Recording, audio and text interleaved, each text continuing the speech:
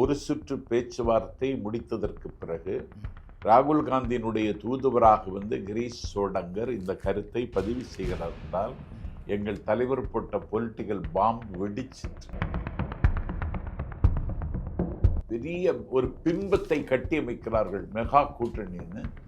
அப்படி ஒன்றும் கிடையாது. திமுக அப்படி ஒரு பெரிய கூட்டணியே ஒன்றும் கிடையாது.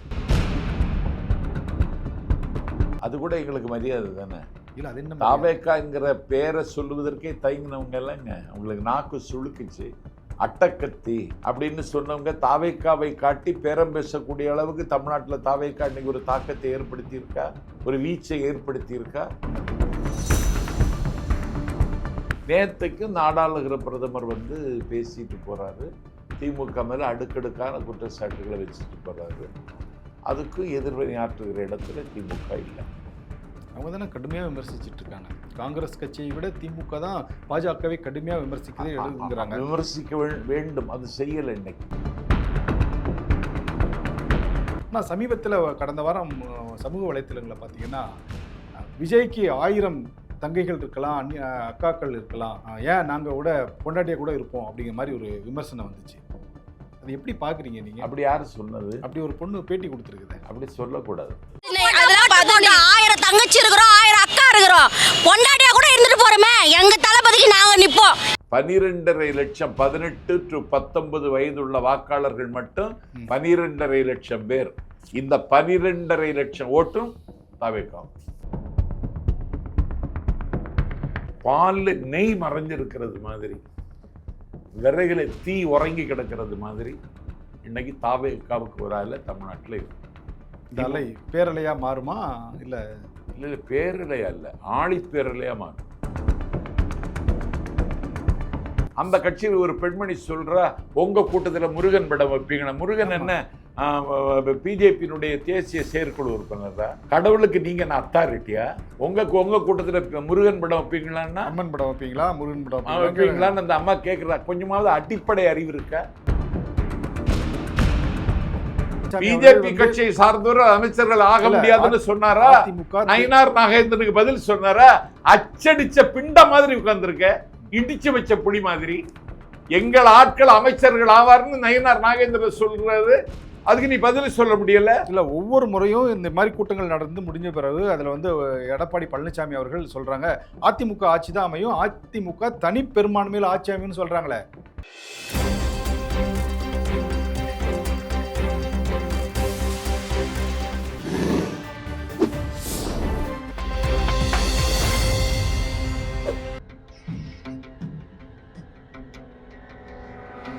தமிழ் அலை நேயர்களுக்கு வணக்கம். இன்றைய சந்திப்பில் நம்மோடு இணைந்திருப்பவர் தாவேக்காவின் பரப்புரை செயலாளர் திரு நாஞ்சில் சம்பத் அவர்கள். வணக்கம் சார். சார், திமுக கூட்டணி ஸ்ட்ராங்காக இருந்த போது கூட தேமுதிக உள்ளிட்ட சில கட்சிகளெல்லாம் கூட்டணியில் சேர்த்து வைக்கிறாங்க. உங்கள் தலைவர் பேசும்போது சொன்னார், திமுகவுக்கும் தாவேக்காவுக்கும் இடையில தான் போட்டி வர 2026 சட்டமன்ற தேர்தலில்.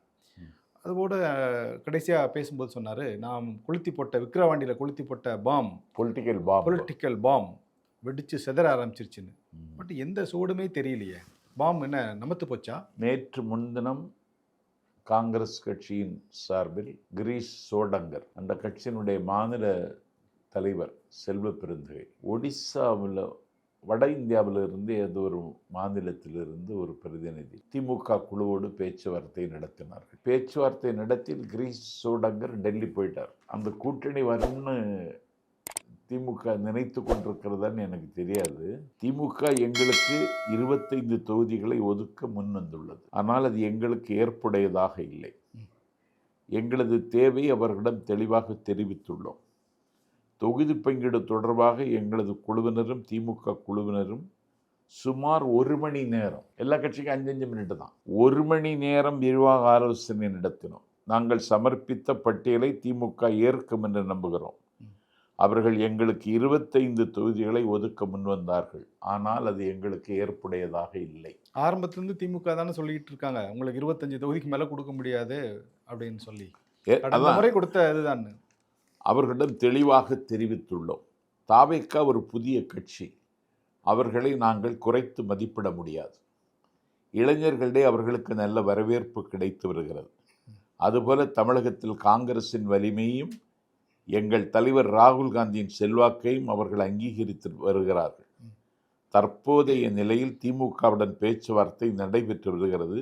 இந்த தேர்தலில் எங்களுக்கு என்ன வேண்டும் என்பது குறித்த விருப்ப பட்டியலை ஏற்கனவே அவரிடம் சமர்ப்பித்து விட்டோம் என்று ஒரு சுற்று பேச்சுவார்த்தை முடித்ததற்கு பிறகு ராகுல் காந்தியினுடைய தூதுவராக வந்து கிரீஷ் சோடங்கர் இந்த கருத்தை பதிவு செய்கிறார் என்றால் எங்கள் தலைவர் போட்ட பொலிட்டிக்கல் பாம்பு வெடிச்சிட்டு.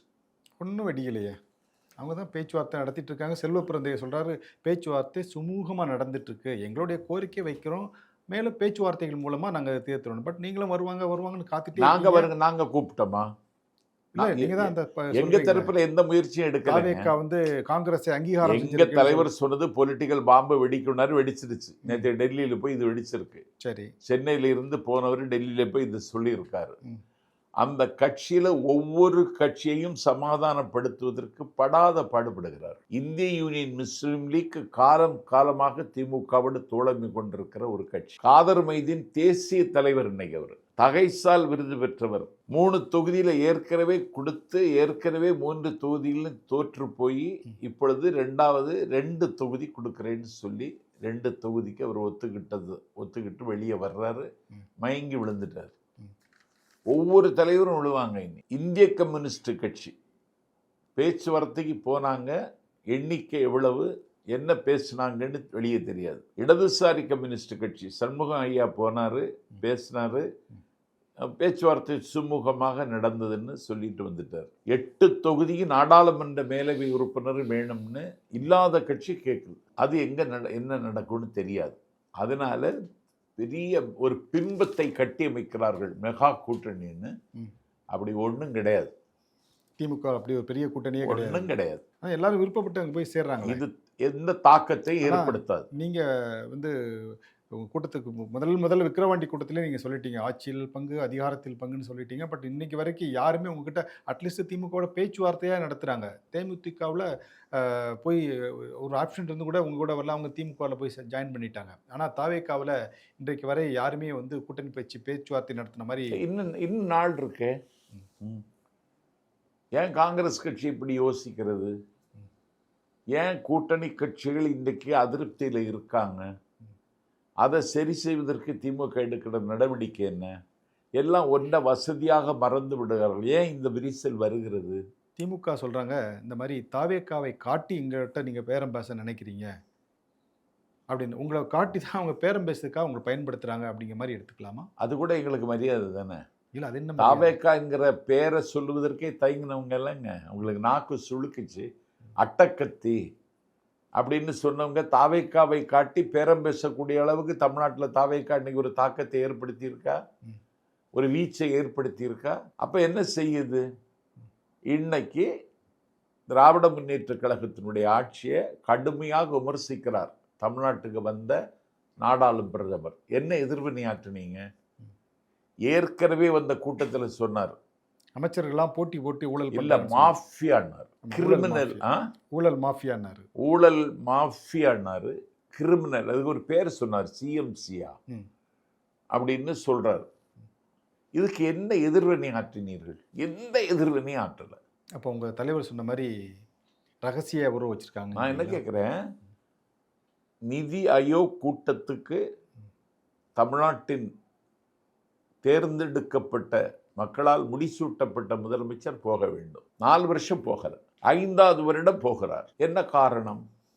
தேர்தல் நெருங்குறது காரணம். அப்படி இல்லை. டாஸ்மாக் அலுவலகத்தில் raid, TASMAC MD Visakan IAS வீட்டில் ரெய்டு, அலுவலகத்தில் ரெய்டு, உதயநிதிக்கு வேண்டிய டால்ஃபின் குரூப்பு சினிமா தயாரிக்கிறவங்க அவங்க வீட்டில் ரெய்டு. இந்த ரெய்டு எல்லாம் வந்தாச்சு.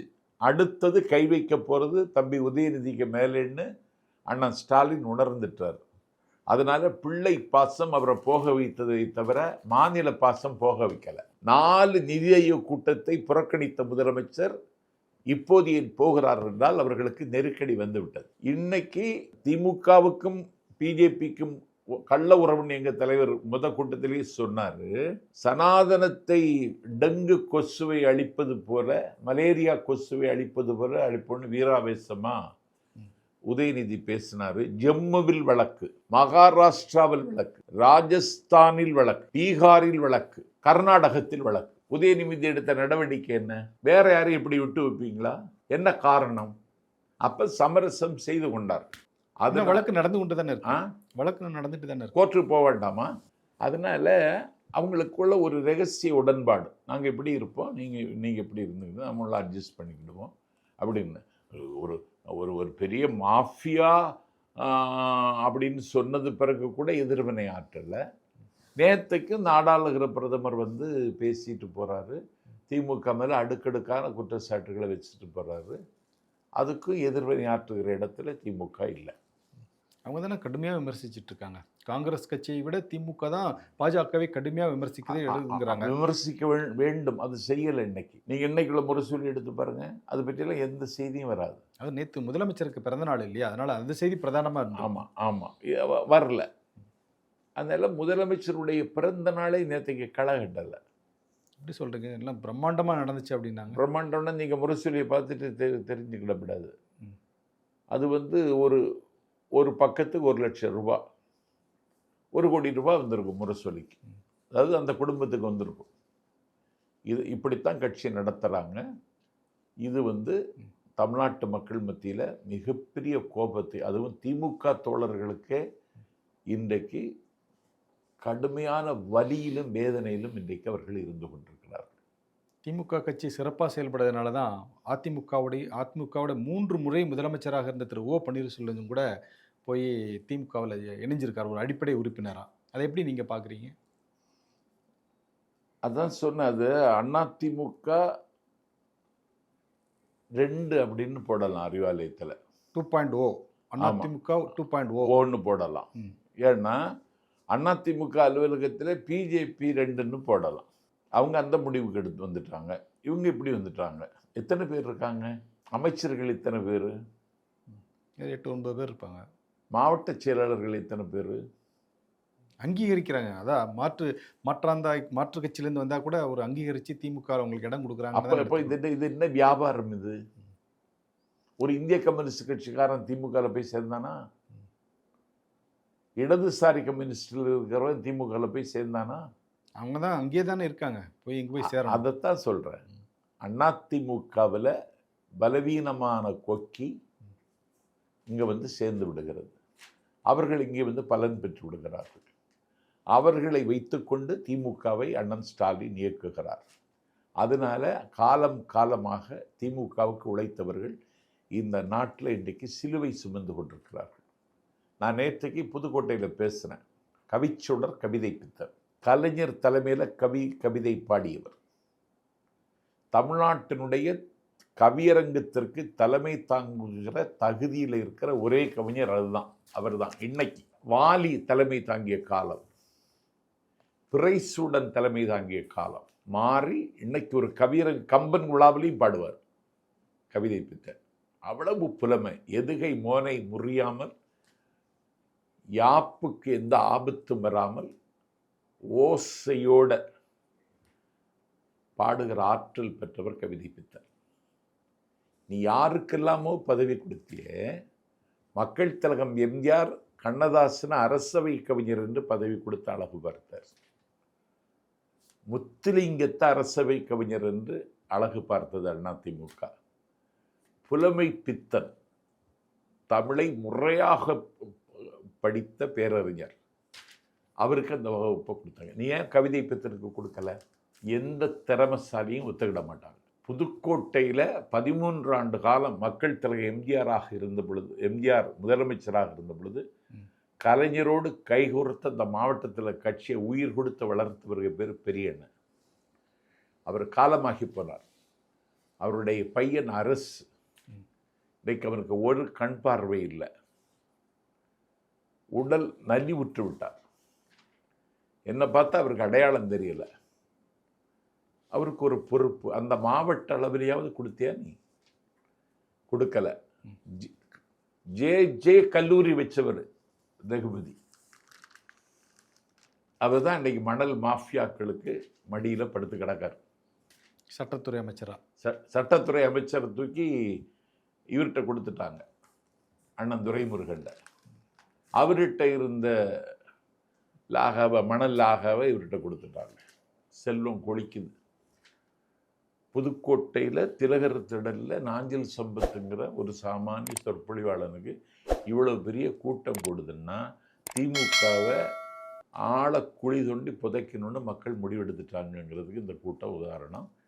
திமுகவில் நீங்கள் ஒரு திமுக இன்னும் மனம் திறந்து பேசுகிறேன், இதை சொல்லிடுவாங்க. Okay sir. திரு ஓ பன்னீர்செல்வம் அவர்கள் வந்து திமுகவில் இணைந்த உடனே 2 நாட்களில் அது அவர் அதிமுகவில் இருந்தார் அப்படிங்கிற ஒரு சுவடே தெரியாத அளவுக்கு அவரோட அலுவலகம் மாறி போச்சு அப்படின்னு சொல்லி பத்திரிக்கைலாம் செய்தி வந்திருக்கு. நீங்கள் அதை எப்படி அந்த வேலையை அவர் பார்த்துட்டு இருக்காரு. பெரிய குளத்தில் அந்த வேலை நடக்குது. அப்படி அந்த அளவுக்கு அவர் இறங்கி இருக்க வேண்டாம். முதல்ல திமுகவில் சேர்ந்ததே இமாலயப்படை. ஒரு பொலிட்டிக்கல் கேரியருக்கு எந்த உத்தரவாதமும் அதிமுகவில் எடப்பாடி பழனிசாமி கொடுக்கல. அவர் நம்பி இருந்த பாஜக கைவிட்டது. அதிமுகவை உடைத்து நொறுக்கி உருத்தெரியாமல் அழிக்க வேண்டும் என்று அவங்க திட்டம். அதுக்கு ஓ பன்னீர்செல்வம் பரவாயில்லை, இவர் நம்ம சொல்கிறதை கேட்பார்னு நினச்சாங்க. பிஜேபியும் கைவிட்டது. அதனால் அவருடைய பொலிட்டிக்கல் கேரியரில் ஒரு பின்னடைவு ஏற்பட்டு அவருடைய மகனுடைய வற்புறுத்தல், பாஷ்யக்காரர்கள் தான் இதை முடிவு பண்ணாங்கன்னு எல்லாம் சொல்கிறாங்க. அவருடைய மகனுடைய அழுத்தம் தான் இதில் ரொம்ப அவரை நிர்பந்தம் தந்ததுன்னு. ஏன்னா 20 மாவட்ட செயலாளர்கள் எங்கள் கட்சி வார் ரூம் இருக்குது, அங்கே வந்தாங்க. செங்கோட்டை அண்ணனை பார்க்குறது. எத்தனை பேர்? 20 பேர். 20 மாவட்ட, அதாவது ஓபிஎஸ்கிட்ட இருந்த மாவட்ட செயலர் வந்தாங்க. ஆனால் ஓபிஎஸ்ஸை பார்த்து பேசுறதுக்கு வந்திருக்கோன்னு என்கிட்ட சொன்னாங்க. நான் அதுக்கு பிறகு வேறு ஒன்றும் பேசலை, நான் வெளியே வந்துட்டேன். அப்படி அந்த கூடாரத்தை இன்னைக்கு கலைச்சிட்டாரு. ஒரு 3 முறை முதலமைச்சராக இருந்தவர் இப்படி ஒரு முடிவை எடுத்திருக்கக்கூடாது. இந்த எடுத்த முடிவுக்கு அவர் நாளெல்லாம் கண்ணீர் சீந்த வேண்டிய நாட்கள் இனி வருகிற நாட்களாக இருக்கும். சரி, இது உங்களுடைய எக்ஸ்தல பதிவில் கூட சார் ஏடி பன்னீர்செல்வம் ஓ பன்னீர்செல்வம் ஆயிட முடியுமா அப்படின்னு கேள்வி கேட்டு ஒரு பதிவு போட்டிருந்தீங்க. அதாவது செக்குக்கும் சிவனுக்கும் வித்தியாசம் தெரியாமல் நக்குகிற நாய்களுங்க மாதிரி ஒரு கடுமையான வார்த்தையை எனக்கு ரொம்ப வலிச்சுது. ஏன் அப்படி ஒரு பதிவு கடுமையான ரொம்ப வலிச்சுது விமர்சனம் பண்ணியிருந்தீங்களா? ரொம்ப வலிச்சதுன்னா, திராவிட இயக்க வரலாற்றை ஒரு மாணவனை போல படித்தவன் அண்ணன் ஸ்டாலின் போகிற போக்கில் திராவிட இயக்க தலைவர்களில் ஒருவரான பன்னீர்செல்வம் பேரை கொண்ட ஓபிஎஸ்ன்னு சொன்னார். துட்டிச்சிட்டேன் நான். சார் ஏடி பன்னீர்செல்வம் வந்து அண்ணாவுக்கு நிகராக ஆங்கிலம் பேசுகிறவர். அவர் தஞ்சாவூர் ஜில்லா பொருள் தலைவர். திருவையாறில் இருக்கிற கல்லூரி சமஸ்கிருத கல்லூரி, அதை தமிழ் கல்லூரியாக மாற்றியவர். இந்தியாவில் பிரிட்டிஷ் இந்தியாவினை பரிபாலிக்கிற பிரிட்டிஷ் அமைச்சர்களுக்கு ஆலோசனை சொல்வதற்கு ஒரு ஆள் தேவைப்பட்டார். இந்தியா முழுவதும் சலிச்சு பார்க்குறாங்க. கடைசியில் அவர்கள் அடையாளம் கண்டது சார் ஏடி பன்னீர்செல்வத்தை. பெரியார் சிறையில் இருக்கிறார், அவருக்கு தோளில் மாலை போடுறாங்க. சார் ஏடி பன்னீர்செல்வத்திற்கு என் தோளுக்கு விழுந்த மாலையை பெரியாரின் தாளுக்கு போடுகிறேன்னு சொன்ன லட்சியவாதி. அந்த பிரிட்டிஷ் இந்தியாவில் பெரியார் கண்ணீரோடு வழி அனுப்புகிறார். விமானத்தில் ஏறுறார். ஓமான் கடலில் அந்த விமானம் விழுந்து நொறுங்கி அவர் ஜலசமாதியானார். ஓமான் கடலில் விழுந்த சீமான்னு அண்ணா அழுதார். பாவேந்தர் கதறி கவிதை எழுதினார். இவ்வளவு பெரிய அறிவாளியை, ஆற்றலாளனை லட்சியவாதியோடு ஒப்பிட்டு ஓ பன்னீர்செல்வத்தோடு ஒப்பிட்டு பேசியது அண்ணன் ஸ்டாலின் திரும்ப பெற வேண்டும். உங்கள் மூலமாக நான் கேட்டுக்கிறேன். நான் தவறிழைத்து விட்டேன்னு சொல்லணும் இந்த கம்பாரிசனுக்காக. ஆமாம், ஏன்னா திராவிட இயக்கத்தில் சில முக்கியமான தலைவர்கள் சரி A T Panneerselvam, sir P T Thyagarayar, doctor Natesanar, doctor TM Nair, இன்னைக்கு இருக்கிற திராவிட இயக்கம் இவங்க அறிவாலயத்தில் இன்னைக்கு அரசனாக உட்கார்ந்துருக்காங்கன்னா அவர்கள் போட்டு அடித்தலாம். அவர்கள் கண்ட கனவு நீங்கள் இதற்கு உரமாகவும் வரமாகவும் வாய்த்தவர்களை இப்படி நீங்கள் அலட்சியப்படுத்தியிருக்க கூடாது என்பதை என்னுடைய வழி. அதை நான் வெளிப்படுத்துகிறேன். சரி சார். சார், நீங்கள் பேசும்போது அடிக்கடி குறிப்பிட்ட ஒரு விஷயம், உங்கள் தலைவர் குறித்து நீங்கள் பேசாட்டா கூட உங்களுடைய பேச்சு தான் இப்போ மற்றவங்க எல்லாம் பேசிகிட்டு இருக்காங்க அப்படிங்கிற மாதிரி உங்கள் தொண்டர்களோட இது பற்றி, அவங்கள பற்றி ரியாக்ஷன்ஸ்லாம் சொல்லணும் அப்படின்னா, சமீபத்தில் வேலூரில் உங்கள் தலைவர் பேச வந்தபோது கூட ஒரு கல்லூரி மாணவி சொன்னாங்க, இன்றைக்கி எனக்கு கல்லூரியில் ப்ராக்டிக்கல் எக்ஸாம் இருக்குது, அது எனக்கு முக்கியம் இல்லை, ஆனால் தளபதி விஜயை பார்க்குறதா முக்கியம் அப்படின்னு சொன்னாங்க. அது கூட அவங்க ஒரு ஆர்வத்தில் வந்திருக்காங்கன்னு சொல்லலாம். ஆனால் சமீபத்தில் கடந்த வாரம் சமூக வலைத்தளங்களில் பார்த்தீங்கன்னா, விஜய்க்கு 1000 தங்கைகள் இருக்கலாம், அக்காக்கள் இருக்கலாம், ஏன் நாங்கள் கூட பொண்டாட்டியாக கூட இருப்போம் அப்படிங்கிற மாதிரி ஒரு விமர்சனம் வந்துச்சு. அது எப்படி பார்க்குறீங்க நீங்கள்? அப்படி யார் சொன்னது? அப்படி ஒரு பொண்ணு பேட்டி கொடுத்துருக்குது. அப்படி சொல்லக்கூடாது. அதெல்லாம் பார்த்தோம், 1000 தங்கச்சி இருக்கிறோம், 1000 அக்கா இருக்கிறோம், பொண்டாட்டியா கூட இருந்துட்டு போறோமே, எங்க தளபதிக்கு நாங்க நிப்போம். அது நாகரிக கேடு. ஏன்னா அந்த தலைமுறை பூரா தளபதி விஜய்க்கு ஆதரவு கொடுத்துட்டாங்க. தமிழ்நாட்டில் நான் இது வரைக்கும் பார்க்காதது, அவர் நீலாங்கரையிலேருந்து புறப்பட்டு பூந்தமல்லி தாண்டி போயிட்டார். வாலாஜாவில் இருந்தே வரவேற்க தொடங்குறாங்க, வழி மறைக்கிறாங்க.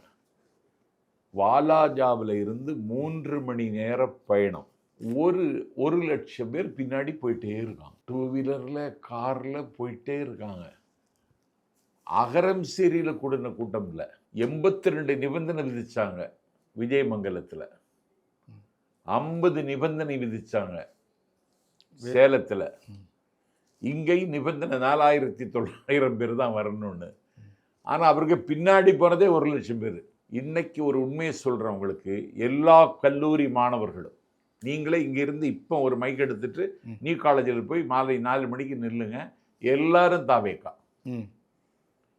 இனி ஒன்று சொல்கிறேன், 12.5 லட்சம் தேர்தல் கமிஷன் சொன்ன ரிப்போர்ட்டு, 12.5 லட்சம் 18 to 19 வயதுள்ள வாக்காளர்கள் மட்டும் 12.5 லட்சம் பேர். இந்த 12.5 லட்சம் ஓட்டும் தாவேக்காவுக்கு. திமுகவுக்கு எங்க ஓட்டு கிடைக்கும்? நீங்க ஒரு அதீத நம்பிக்கையில் இருக்கீங்க. அதீத நம்பிக்கையில் தான் உண்மையை சொல்றேன் நான். பழவேற்காட்டிலிருந்து கன்னியாகுமரி மாவட்டம் தூத்தூர் வரைக்கும் இருக்கிற எல்லா மீனவர்களும் தாவேக்கா. தஞ்சை, திருச்சி, புதுக்கோட்டை, அரியலூர், பெரம்பலூர், ராமநாதபுரத்தில் இருக்கிற ஒரு குறிப்பிட்ட சமூக மக்களினுடைய வாக்குகள் அனைத்தும் தாவேக்காவுக்கு. உங்க கனவை சொல்லுங்கன்னு சொன்னார் முதலமைச்சர். இப்ப சொல்லுவாரான்னு கேளுங்க, கேட்க மாட்டாரு. ஏன்னா முதல் நாள் வாக்கிங் போனடிக்கு உங்க கனவை சொல்லுங்கன்னு சொன்னாரு. ஜனநாயகன் எப்போ வரும்னு கேட்டுட்டான். பாலில் நெய் மறைஞ்சிருக்கிறது மாதிரி, விறகுல தீ உறங்கி கிடக்கிறது மாதிரி இன்னைக்கு தாவேக்காவுக்கு ஒரு ஆள தமிழ்நாட்டில் இருக்கு. இந்த அலை பேரலையா மாறுமா? இல்லை இல்லை இல்லை, பேரலையா இல்லை, ஆழி பேரலையாக மாறும். பல கட்சிக்கு அதில் அழிவு இருக்குது. எந்த கட்சியும் நான் சொல்ல விரும்பலை. அதே மாதிரி தேசிய ஜனநாயக கூட்டணியோட கூட்டம் மதுரையில் நடைபெற்றுச்சு. அந்த கூட்டத்தின் முகப்பில் வைக்கப்பட்டிருந்த பெரியார் படத்தை அகற்றப்பட்டது தொடர்பாக நீங்கள் எக்ஸ் தளத்தில் ஒரு பதிவு போட்டிருந்தீங்க. ஏன் நீங்கள் இந்த படத்தை அகற்றினீங்க அப்படின்னு சொல்லி. அது என்ன திராவிட கழக கூட்டமா இல்லை தாவேக்காவுடைய கொள்கை தலைவர்களுடைய கூட்டமா? அவங்க கூட்டத்தில் அவங்க எடுத்திருக்காங்க, அதுக்கு உங்களுக்கு என்ன பிரச்சனை? ஏன் பெரியாரை எடுத்தாங்க? அது என்ன தீக்காவுடைய கூட்டமா என்ன? அது தேசிய ஜனநாயக கூட்டணியுடைய கூட்டம், தெரியாம வச்சுட்டாங்க கூட்டம். ஆமாம், அதில் அதிமுக இருக்கா? தமிழ்நாடு முழுவதும் எல்லா மாவட்ட தலைநகர்களும் பெரியாருக்கு ஸ்தூபி அமைத்தவர் எம்ஜிஆர். அது தேசிய ஜனநாயக கூட்டணியோட கூட்டம். கேளுங்க, அதிமுகவுடைய கூட்டமா இருந்துச்சுன்னா ஓகே. நீங்க அப்ஜெக்ஷனாவது சொன்னாரா எடப்பாடி? இல்ல, அவர் ஏன் சொல்லணும்? எனக்கு கவலையா இருக்குன்னாவது சொன்னாரா? சொல்லலையே. இல்ல, அது அதிமுக கூட்டமா இருந்துச்சுன்னா நீங்க உங்களுடைய அந்த கட்சியில் இருக்கிற அந்த கட்சியில் ஒரு பெண்மணி சொல்றா, உங்க கூட்டத்தில் முருகன் படம் வைப்பீங்களா? முருகன் என்ன பிஜேபியினுடைய தேசிய செயற்குழு உறுப்பினரா? கடவுளுக்கு நீங்க என்ன அத்தாரிட்டியா? உங்க கூட்டத்தில் முருகன் படம் வைப்பீங்களான்னா, அம்மன் படம் வைப்பீங்களா, முருகன் படம் வைப்பீங்களான்னு அந்த அம்மா கேட்குறா. கொஞ்சமாவது அடிப்படை அறிவு இருக்கா? முருகன் கடவுள் தானே, அவன் எல்லாருக்கும் பொதுவானவன். அவனுக்கு படத்தை நீங்க வைக்கிறது உங்களுக்கு யார் அனுமதி தந்தது? முருகன் அனுமதிச்சானா? எத்தனை நாளைக்கு இந்த ஈனத்தனமான அரசியல் பண்ணுவீங்க? பெரியார் படத்தை எடுத்ததற்கு வருத்தம் தெரிவிக்கணும் பிஜேபி கட்சி. அது மட்டும் இல்ல, பெரியாரை கடுமையாக விமர்சிக்கக்கூடியவங்க பிஜேபிக்காரங்க. அவங்க எப்படி அவருடைய படத்தை அனுமதிப்பாங்க? என்ன விமர்சிப்பாங்க அவங்க? பெரியார் விமர்சிப்பதற்கு என்ன இருக்கு? எந்த குறையும் சொல்ல முடியாதுங்க பெரியார்கிட்ட. பெரியாருக்கு கடவுள் மறுப்பு கொள்கையை வச்சுக்கிட்டு வேணா இவங்க கதவு வண்டி ஓட்டலாம், அதெல்லாம் கிடையாது. பெரியார் அதை தாண்டி, எனக்கு தெரிஞ்சு சொல்றேன், உலகத்தில் எல்லா சிந்தனையாளர்களுடைய வரலாற்றை ஒரு மாணவனை போல படித்த நாஞ்சில் சம்பத் சொல்லுகிறேன், எந்த சிந்தனையாளர்களுக்கு இந்த வாய்ப்பு கிடைக்கல. தான் கண்ட, தான் வகுத்த கொள்கை நடைமுறைக்கு வருவதை கண்ணார கண்டுவிட்டு கண்முடிய ஒரே தலைவன் உலக வரலாற்றில் தந்தை பெரியார். அவர் இன்றைக்கு உலகமயமாக்கி வருகிறார். அந்த முயற்சி எல்லா இடங்களிலும் இன்றைக்கு நடந்து கொண்டிருக்கிறது. ஆசிரியர் வீரமணி அவர்கள் இன்றைக்கு சிறுகனூர்ல, திருச்சிக்கரையில் ஒரு பெரியார் உலகத்தை நிர்மாணித்துக் கொண்டிருக்கிறார். எங்க தமிழ்நாட்டில் வந்துகிட்டு ஒரு கூட்டம் போட்டு, அது கூட்டம் கிடையாது, கும்பல். அது அழைத்து வரப்பட்ட, அடிமாட்டு விலைக்கு அழைத்து வரப்பட்ட கும்பலுக்கு மத்தியில நீ பெரியாரை ஏன் அவமதிச்ச நீ? அது மட்டும் இல்லை, 2 விரலை காட்டிட்டு ஒரு படம், யாரு? நம்ம நாடாளும் பிரதமர் மோடி, அந்த படத்தை அகற்றிட்டாங்க. எடப்பாடி தூக்கில் தொங்கணுதுக்கு 2 விரல் காட்டினா அவங்களுக்கு சிம்பிள், அது வெற்றிக்கான சிம்பல். அதான் வெற்றிக்கான சிம்பல். ஜெயலலிதா காமிப்பாங்க, எம்ஜிஆர் காமிப்பாரு, நீங்களும் காமிக்க உங்களுக்கு உரிமை இருக்கு. அதை கூட எடுத்துட்டாங்க. இன்னைக்கு டெல்லிக்கு கூப்பிட்டுருக்காங்க, காயடிச்சு அனுப்ப போறாங்க. யார? எடப்பாடிய. அவரே காயடிக்க போறாங்க. என்னங்க அவரே சொல்றாரு, தேசிய ஜனநாயக கூட்டணி ஆட்சி வரும்னு பேசுறாருங்க பிரைம் மினிஸ்டர். பிரைம் மினிஸ்டர் ஒவ்வொருத்தரையும் அதான் சொல்றாரு. ஆமா, அப்ப நீ வெட்கப்பட வேண்டாமா? இல்ல, அந்த கூட்டணி ஆட்சி வெட்கப்பட வேண்டாம், வேதனையாவது பட வேண்டாமா? இல்ல சார், அதாவது அதிமுக, அதாவது தேசிய ஜனநாயக கூட்டணி தமிழகத்துல அதிமுக தலைமை தாங்குது. ஆமா, அப்போ அந்த அதிமுக ஆட்சி அமைச்சா கூட தேசிய ஜனநாயக கூட்டணி தானே சொல்லுவோம். நீங்க கூட்டணியை தானே தேர்தல் ஆட்சி நாளைக்கு அமைச்சா தேசிய ஜனநாயக கூட்டணி ஆட்சின்னு சொல்லுவீங்களா? அப்புறம் எப்படி சொல்லுவாங்க? சொல்ல மாட்டாங்க. இல்ல, அதாவது ஆட்சி அமைக்கும் போது அதனுடைய கூட்டணி தலைமையா இருக்கக்கூடிய அதிமுக தானே அந்த ஆட்சி தலைமை பொறுப்புல இருக்காங்க. அப்ப அந்த கூட்டணியோட பேர் என்ன பேரு? நீங்க வசதியா? நான் கேட்கிறேன், தமிழ்நாடு பிஜேபியினுடைய தலைவர், நான் பெரிதும் மதிக்கிற நண்பர் நயனார் நாகேந்திரன் என்ன சொல்றாரு? அமைச்சர்கள் ஆவார்கள்ங்கிறாரு பிஜேபியில உள்ளவங்க. அதுக்கு வாய்ப்பே இல்லைன்னு இதுவரைக்கும் பதில் சொன்னாரா? அவர் சொல்லிக்கிட்டே தான் இருக்காரு. யாரு? எடப்பாடி பழனிசாமி. பிஜேபி கட்சியை சார்ந்தவர் அமைச்சர்கள் ஆக முடியாதுன்னு சொன்னாரா? நயினார் நாகேந்திரனுக்கு பதில் சொன்னாரா? அச்சடிச்ச பிண்ட மாதிரி உட்கார்ந்துருக்க, இடிச்சு வச்ச புடி மாதிரி. எங்கள் ஆட்கள் அமைச்சர்கள் ஆவார்னு நயினார் நாகேந்திரன் சொல்றாரு, அதுக்கு நீ பதில் சொல்ல முடியல. இல்ல, ஒவ்வொரு முறையும் இந்த மாதிரி கூட்டங்கள் நடந்து முடிஞ்ச பிறகு அதுல எடப்பாடி பழனிசாமி அவர்கள் சொல்றாங்க அதிமுக ஆட்சி தான் அமையும், அதிமுக தனி பெரும்பான்மையில் ஆட்சி அமையும் சொல்றாங்களே. தனி பெரும்பான்மை வரும், ஆட்சி அமைப்புன்னு சொல்றாரு. ஆமா, அமைக்க முடியாதுன்னு சொல்றாம்ல நயினார் நாகேந்திரன். யாரும் சொல்லலையே. எங்க அமைச்சர்களிடம் இடம் பெறுவாங்கன்னு ஏன் சொல்றாரு? அவருடைய ஆசையை சொல்றாரு. அதைத்தான் சொன்னேன். அப்படி எல்லாம் சொல்லி முகஞ்சொலிக்கிற மாதிரி பேசாதீங்கன்னா சொல்லணுமா? அது கூட சொல்ல அவர் சொல்லிக்கிட்டே தானே இருக்காரு, ஒவ்வொரு கூட்டத்திலையும் சொல்லிக்கிட்டு தான் இருக்காரு. என்ன சொல்லிட்டு இருக்காரு? இந்த மாதிரி அதிமுக ஆட்சி தான் அமையும், அதிமுக. மதுராந்தகத்துல என்ன அநியாயம் நடந்ததோ அதுதான் மதுரையிலையும் நடந்துச்சு. நிலைமை படு மோசமாக போகுது. ஆனா தாவேக்கா வெற்றி பெற்று நீங்க தானே ஆட்சி அமைக்க போறேன்னு சொல்றீங்க, அப்புறமேட்டு உங்களுக்கு ஏன் இதை பத்தி கவலை?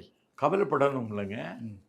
நீங்க ஆட்சி அமைச்சிட்டீங்கன்னா அதிமுக தேசிய ஜனநாயக கூட்டணி அந்த பேச்சுக்கே இடம் இல்லை. அரசியலுங்கிறது right to differ, right to criticise.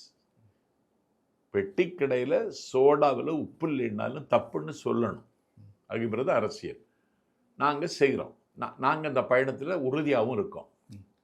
நாளை மறுநாள். ஆனால் திமுக காரங்களை சொல்லும்போது சொல்கிறாங்க, எங்களை டைரெக்டாக குறிப்பிட்டு தீய சக்திங்கிறாங்க, ஆனால் பாஜகவை விமர்சனமே செய்ய மாட்டேங்கிறாங்க. பார்த்தீங்களா, கூட்டத்திலலாம் பேசும்போது பாஜகவை கொஞ்சம் கூட விமர்சனம் செய்ய மாட்டேங்கிறாரு, அவங்க கொள்கை எதிரின்னு சொல்லதோட நிப்பாட்டிக்கிறாங்க. அப்போ பெரியாருக்கு படம் வைக்கலன்னு நாஞ்சில் சம்பத் ரியாக்ட் பண்ணது எந்த கணக்கில் சேர்ப்பாங்க?